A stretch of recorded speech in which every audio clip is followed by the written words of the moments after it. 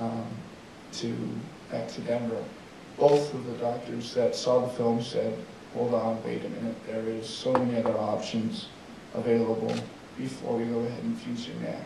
I mean, that is a last resort option.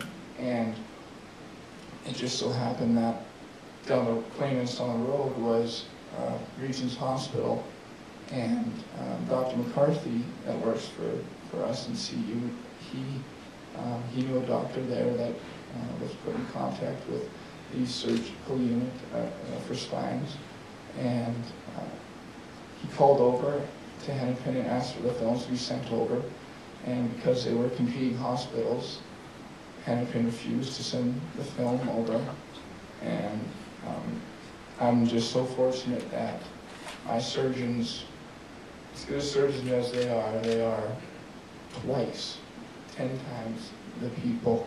They are just the greatest guys in the world. So Dr. Mendez got in his car and he drove over and he picked the film up and he looked at it and he said, you need to come with me. And after that, I was fully on board with trying something else before fusing my neck. So we went to Regent's Hospital, and I was there in bed for 8 days while they tried to figure out what to do. 2 days before my surgery, they found out that the only reason I survived the incident was because during the hit, your vertebrae, when you get hit, are it's like a cigar cutter, and it'd be like the two vertebrae coming across one another.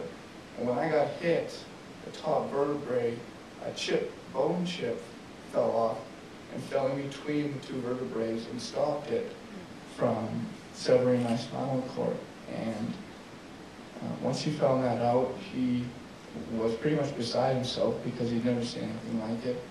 And for me, that was a little bit overwhelming to hear and to deal with. It was very difficult. And for most people, you think that, you'd be pretty happy to hear that and whatnot, but to hear that your entire life was that close to being gone really sets you back, and it really makes you think about things. So, just give me a second here.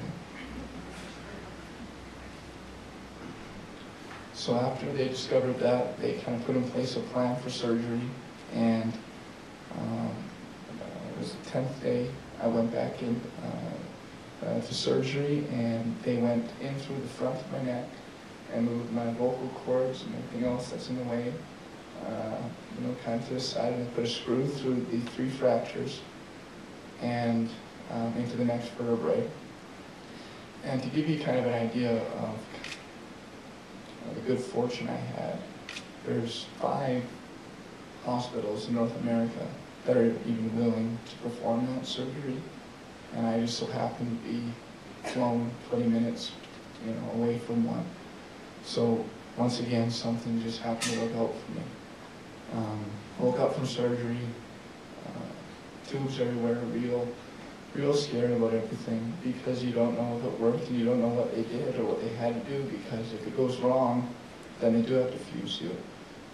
So I woke up in a halo, and the halo goes in through the layers of skin until it touches your skull, and it goes in 4 places. And I woke up wearing that, and I was pretty nervous, but then I looked at my mom and dad, and they were just crying, and they were just so scared.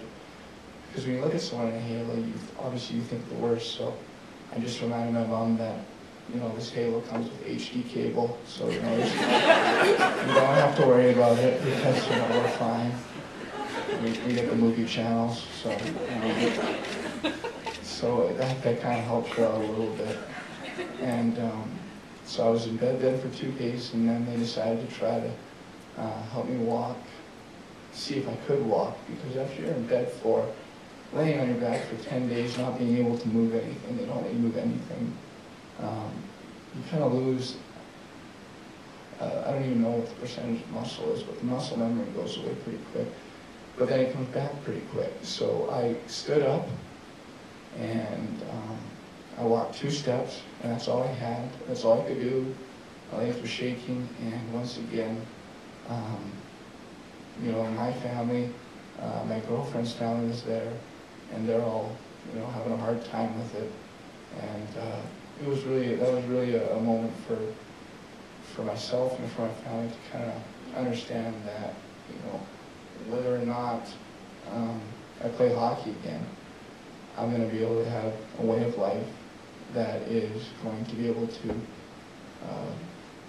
not hold me back from, maybe from sports, but not from, the rest of your life. Because the weird thing is, when I was laying on the ice for that 20 seconds without anyone around, it felt like I could go through everything that was important to me. And hockey never once came into my mind. And I'm not saying hockey's not important to me, because I played the game for 18 years, and I, absolutely love competing. I love being a part of the team, and especially this team that I was on. But what went through my mind was my family, being able to take care of myself, being able to have a family, have a kid, and teach my kid how to skate. That kind of stuff really is a lot different than going out Friday and Saturday night and playing hockey. It's just quite a bigger scale.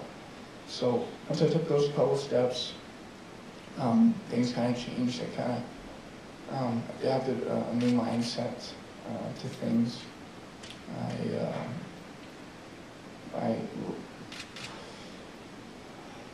There was lots of people that came into my room that said they were so sorry for me. I'm so sorry for you. And that happened daily. And for me, that was the last thing I wanted to hear.